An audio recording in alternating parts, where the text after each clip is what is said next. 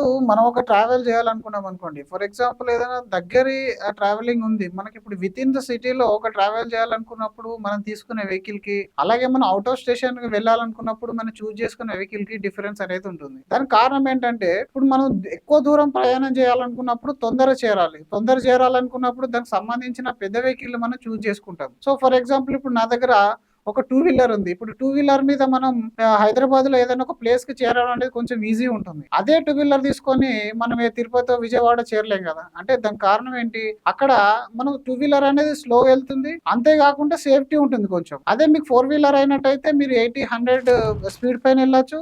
అప్పుడు రిస్క్ కూడా ఉంటుంది. సో, అందరూ ఏం చేస్తారంటే ఈ రిస్క్‌ని చూసి భయపడుతున్నారు. ఇదే మ్యూచువల్ ఫండ్‌లో జరిగేది. సో, ఇక్కడ రిస్క్ ఉంటుంది. కానీ అక్కడ రిస్క్‌కి మళ్ళీ అక్కడ బ్రేక్స్ అనేటివి ఉంటాయి. సో, ఆ బ్రేక్స్ అనేటివి మనం అర్థం చేసుకోవాలి. మ్యూచువల్ ఫండ్ ఎస్ఐపిలో మీకు ఓన్లీ రిస్క్ మాత్రమే కాదు, రివార్డ్ అనేది ఉంటుంది. మీరు ఇలా టూ వీలర్ పైన జర్నీ చేస్తా ఉంటే సంవత్సరాలు గడిచిపోతాయి గానీ మీకు మీ జీవిత అవసరాలకు కావాల్సిన అమౌంట్ అనేది మనకు రెడీ అనేది అవ్వదు. అదే మీరు ఎస్ఐపిలో గనుక ఇన్వెస్ట్‌మెంట్ చేసినట్టయితే మ్యూచువల్ ఫండ్ ద్వారా ది బెస్ట్ కంపెనీస్‌లో ఒక మంచి ఫండ్ మేనేజర్ ద్వారా ఇన్వెస్ట్‌మెంట్ చేసినప్పుడు వాళ్ళ యొక్క టెక్నికల్ అనాలిసిస్ వల్ల, వాళ్ళ యొక్క డిసిజన్స్ వల్ల మన మనీ అనేది గ్రో అవుతుంది. సో, ఈ విధంగా మీరు ఎస్ఐపిలో ఒక పెద్ద కార్పస్ అనేది బిల్డ్ చేసుకోవచ్చు. అంటే మనకు ఒక రకంగా ఇన్‌ఫ్లేషన్‌లో మనం సంపాదించిన సంపద అంతా కూడా ఆవిరైపోతుంది. ఇంకా కూడా మనం రిస్క్ తీసుకోకుండా ఇప్పటికీ ఒక సేఫ్టీ ఇన్వెస్ట్‌మెంట్ అయిన ఎఫ్‌డి గాని, లేదా మీకు పీపీఎఫ్ గాని, లేదా ల్యాండ్ ఇన్వెస్ట్‌మెంట్ కానీ ఇట్లాంటివి మీరు వెళ్ళినప్పుడు ఒకటి మీ దగ్గర లిక్విడిటీ అనేది చాలా ప్రాబ్లమ్ అవుతది. రెండోది మీకు వచ్చే రిటర్న్ అనేది ఇన్‌ఫ్లేషన్ అనేది బీట్ చేయదన్నమాట. సో, ఈ విధంగా మీరు ఏ ఫండ్ అయినా ఇప్పుడు చూసుకోండి. ఒక యావరేజ్‌గా మంచి రిటర్న్ ఇచ్చిన ఫండ్స్ చూసుకుంటే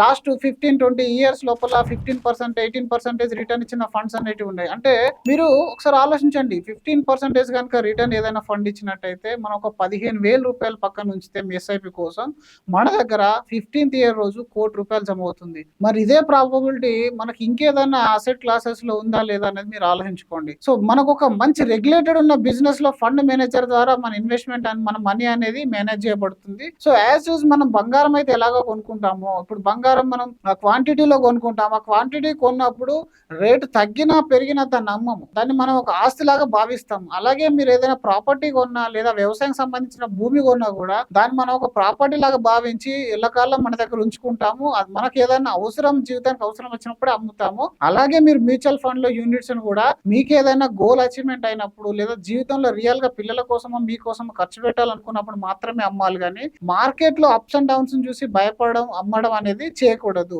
ఎప్పుడైతే మీరు ఇలా ఎస్ఐపిలో ఒక డీసెంట్ అమౌంట్ పెట్టుకొని కొన్ని రోజులు గనుక వెయిట్ చేశారనుకోండి డిసిప్లిన్‌గా, మీకు మంచి కార్పస్ అనేది క్రియేట్ అనేది అవుతుంది. సో, ఇందులో మీరు కొత్తగా తెలుసుకోవాల్సింది గానీ, డైలీ మీరు ఎక్సర్సైజ్ చేయాల్సింది గానీ ఏముండదు. మీరు ఎంత తక్కువగా ఇన్వాల్వ్ అయితే, ఎంత యాక్టివ్‌గా మీరు మూవ్‌మెంట్ అయితే అంత నష్టం ఎక్కువ ఉంటుంది. ఎంత తక్కువగా మీరు ఇన్వాల్వ్ అయితే అంత రిటర్న్ అనేది ఎక్కువ ఉంటుంది. సో, ఒక ఫండ్ మంచి ఫండ్‌ని చూజ్ చేసుకోవాలి. ఒక మంచి అడ్వైజర్ గురువుని వెతుక్కోవాలి. దాని తర్వాత మీ జర్నీ అనేది స్టార్ట్ చేసుకోవాలి. ఎర్నింగ్ పైన ఫోకస్ చేయాలి. ఇన్వెస్ట్‌మెంట్ అనేది మ్యూచువల్ ఫండ్‌లో చేసుకుంటే దీని పని ఇక్కడ అవుతుంది. సో, 2000 మనకి కాంపౌండ్ రిటర్న్ ద్వారా మీకు ఒక మంచి కార్పస్ అనేది ఏర్పడి దాని తర్వాత మీ జీవితానికి అవసరమైన అమౌంట్ అనేది మీకు అందుతుంది. సో, ఇందులో పెద్దగా మీరు ఆలోచించాల్సిన అనేది ఏమి ఉండదు. సో, ఇప్పటి వరకు అయితే మనం ప్లెయిన్‌గా ఇలాంటి చిన్న చిన్న ఏదైతే భయాలు ఉన్నాయో దాని గురించి మనం మాట్లాడుకున్నాము. ఇంకా దీనికి డీటెయిల్స్ సంబంధించిన రానున్న వీడియోస్‌లో మీరు చూడొచ్చు. Thank you so much.